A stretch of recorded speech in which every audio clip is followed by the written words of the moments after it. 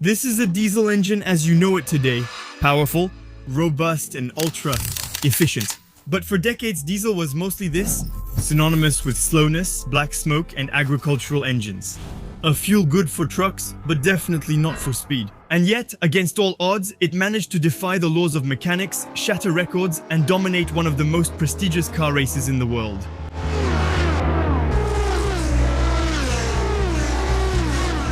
The 24 Hours of Le Mans. But then, how did it go from a simple economy engine to a racing beast? Which manufacturers fought to create the most powerful diesel, and why, after conquering the world, did it suddenly fall? The fight against pollution is one of our priorities. Is this the end of the diesel engine? Starting from July 2022, private vehicles with Crit Air 5 or unclassified stickers will no longer be allowed to drive or park in the low emission zone. In this video, we explore diesel's intriguing history, from its obscure origins and the inventor's mysterious disappearance to its racing heyday and dramatic decline. A real technological race between manufacturers. Sit back comfortably and get ready to discover the hidden side of diesel. Before talking about speed and records, we have to go back to its origins. And it all starts with a man, Rudolf Diesel. It's the end of the 19th century. Industry is running at full speed, powered by steam engines. But there's a problem. They're fuel hungry, inefficient, and let's be honest, not practical. A large part of the fuel is lost as heat instead of being converted into power, and Diesel is looking into the issue and wants a more economical, more robust engine. And above all, more efficient. Yeah, that's a lot, but he has an idea. Unlike the gasoline engine, which uses a spark plug to ignite the fuel, his engine relies on compression, just air and pressure. As a result, more power, less fuel. In 1892, he files his patent. Unknowingly, he has laid the groundwork for a world-changing engine, though cars aren't yet relevant in his era. First of all, you have to imagine a huge engine, too noisy to be placed under a hood. It's mainly used in boats, locomotives, or even agricultural machines. But the story of our inventor takes a mysterious turn, because on September 29, 1913, he boards the steamship Drenzen in Antwerp, heading to London for an important meeting with British industrialists, potentially to equip the Royal Navy with diesel engines. It's late, so after dinner, he retires to his cabin to rest for the next day. He still asks to be woken up at 6:15 the next morning so he doesn't miss his arrival on the English coast at sunrise. But in the morning, his cabin is empty, his bed unused, and his belongings are still there. That's when many questions arise. Did he commit suicide? Was he kidnapped? Was he murdered? It will take 10 days to get a little more clarity. A Dutch crew discovers the body of a man floating in the North Sea. The body is in too poor a condition to be identified. But the personal belongings found on him are recognized by his son. To this day, no one knows what happened that night, and the mystery remains unsolved. Diesel vanishes, leaving his invention to the world, but then everything changes. In 1936, Mercedes launches the first production diesel car, the Mercedes 260D. Its goal? To reduce fuel consumption and offer a more robust alternative to gasoline engines. Back then, diesel mostly appealed to taxi drivers and commercial vehicles since it let them drive long distances without overspending on fuel. Rats are everywhere and at any time, but you know the story, and 3 years later, well, it's war. Korski arrives to take over his headquarters. From now on, this will be the seat of government of the new Poland. You cannot crush the spirit. And so, no news for 2 decades. France also follows the trend with the Peugeot 403 diesel, which came out in 1959. An iconic model showing diesel can be reliable and accessible, but don't get too excited, it's still slow. But it still has something to brag about because it can drive for hundreds of kilometers without stopping. The diesel engine has finally found its place, but it's still far from being able to compete with gasoline engines. 1973. A major oil crisis hits the world. Let's save gas. Let's save electricity. Let's save on heating. Due to United States military support for Israel in the Yom Kippur War, oil exporting countries decided to use black gold as an economic weapon. For the Arab countries, for several weeks now, oil has become a weapon, a tool of deterrence. The oil exporting countries decide to increase the price of a barrel by 70%. And it's a disaster. Fuel prices skyrocket. Our drivers see fuel prices triple overnight. What are your thoughts on rising gas prices? Personally, it's going to bother me a lot. I'm facing the same consequences as everyone. the fact remains that we are in a future that is still uncertain. So they look for more economical solutions. That's how the diesel engine stands out, known for its lower fuel consumption. And on top of that, diesel fuel benefits from reduced taxes. The stars align and make diesel the best possible option for road users. But on their side, manufacturers also understand the growing interest and start investing heavily in diesel technology to meet the demand. But I remind you, diesel is still not very powerful and its performance is limited. Turbo diesel, the solution to all problems? This innovation uses the energy from exhaust gases to compress the air entering the engine, thus increasing the amount of oxygen available for combustion. Our car turns into a racehorse. Several iconic models stand out, with the Mercedes 300 Sonder diesel released in 1978, initially intended for the American market. The Peugeot 604 Turbo Diesel, released in 1979. Peugeot quickly established itself as a pioneer of diesel in France, and it was Volkswagen that popularized the turbo diesel by integrating it into a compact car, the Golf Gran Turismo diesel, offering dynamic performance while maintaining low fuel consumption, appealing to a wider audience. But the road for our diesel is far from over. These are great advances, but by comparison, it is still less efficient than gasoline engines in terms of top speed and acceleration. But looking on the bright side, perceptions are gradually starting to change. Engineers are not letting up, seeing the hidden potential of this technology, and it's still far from being fully exploited. Efforts are then made to improve acoustic comfort, reduce vibrations, and increase performance. 1990, the diesel engine undergoes a radical transformation. Its goal is no longer just to be a simple utility engine. It is now becoming a performance choice for fans of sporty driving. This decade is marked by the appearance of the first sporty diesels on the road, significant advances in injection technologies, and the beginnings of diesel in motorsport. Yes, a lot of changes, and what could possibly change the fate of our utility diesel? Direct injection, one of the major advances of this period. The fuel is sprayed more precisely into the combustion chamber, and that changes everything. Instead of being sent into a separate chamber, our fuel is now injected during the compression phase directly into the combustion chamber.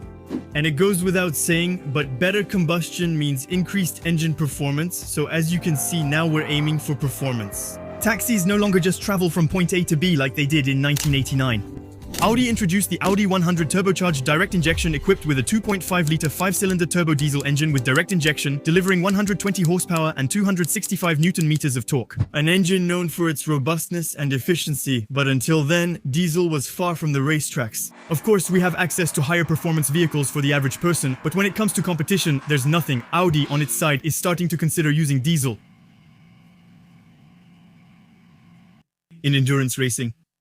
Get ready to enter the most important decade for our diesel engine. In 2006, Audi shook up the world of endurance racing with the introduction of the R10 turbocharged direct injection, a prototype equipped with a 5.5-litre V12 turbo diesel engine producing 650 horsepower. Yes, you heard that right.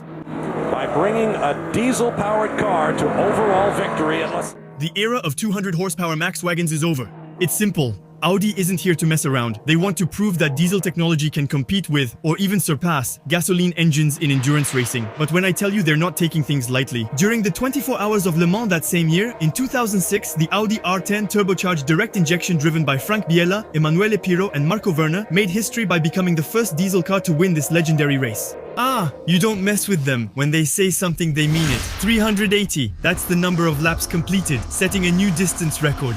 And this victory, well, Peugeot didn't like it too much, so they also decided to take up the challenge, introducing the 908 high-pressure direct injection filtre à particules the following year.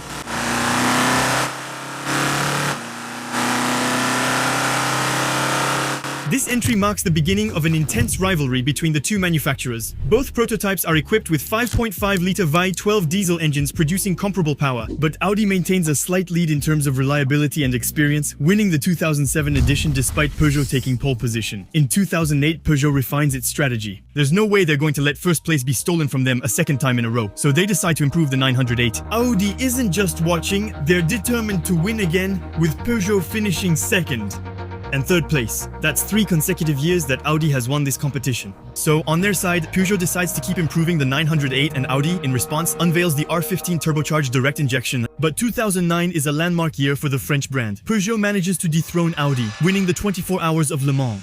16 years of waiting. For some, that would seem like a lifetime. And what a special scene.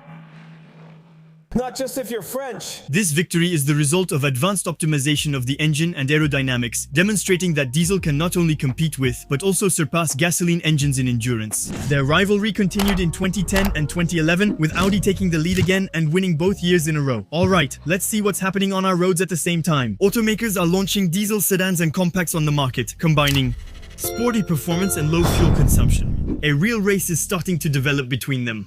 Who will combine the most performance with the lowest possible consumption? This race features top automotive gems like the legendary 330D, which delivers 231 horsepower and accelerates from 0 to 60 in 7 seconds. That's impressive. Its consumption is 6 liters per 100 kilometers. A real achievement. A race between manufacturers is about competition. Audi enters with its A4 2.5 turbocharged direct injection, a V6 turbocharged direct injection engine with 2.5 liters 180 horsepower and a 0 to 60 time of 7.5 seconds. Volkswagen brings us its Golf Gran Turismo diesel Alfa Romeo, its 156 2.4 jet turbo diesel Mercedes, the C30 Common Rail diesel injection AMG, and a bit of French with Renault and its Megane 2.0 direct common rail injection with 150 horsepower, or Peugeot and the 406 Coupe 2.2 high-pressure direct injection. The quest for the ultimate diesel engine has also led to strategic alliances between manufacturers. For example, the Peugeot Société Anonyme Group, Peugeot Citroën, collaborated with Ford to develop a complete range of diesel engines, resulting in high-performance and reliable engines used by both manufacturers. Everything is going well and our diesel engine looks promising. September 18, 2015, a turning point for the automotive industry.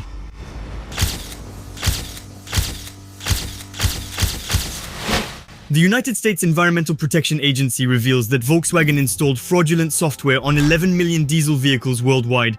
Software that falsified emissions tests, 11 million vehicles not meeting standards, emitting up to 40 times more nitrogen oxides than the allowed limits. This scandal will be called Dieselgate. The Dieselgate trial? The Volkswagen fraud scandal is spreading.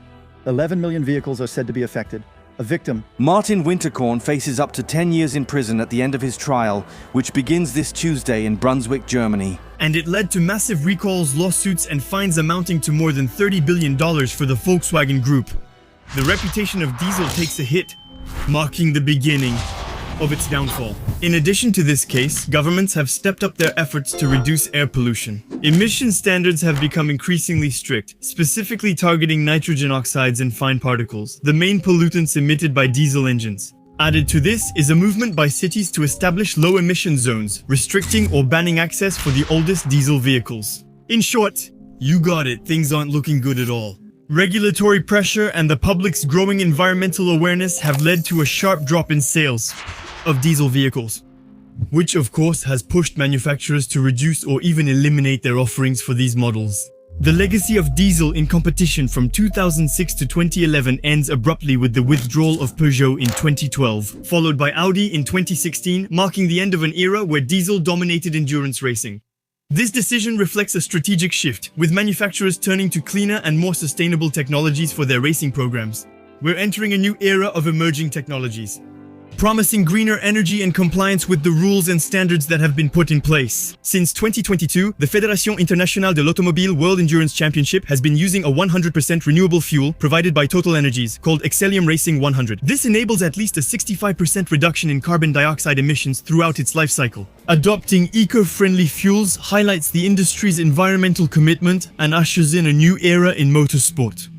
The diesel engine, despite its loss of popularity, has left a significant mark on automotive history. It was the choice of many drivers for its durability and efficiency, and no one will forget it.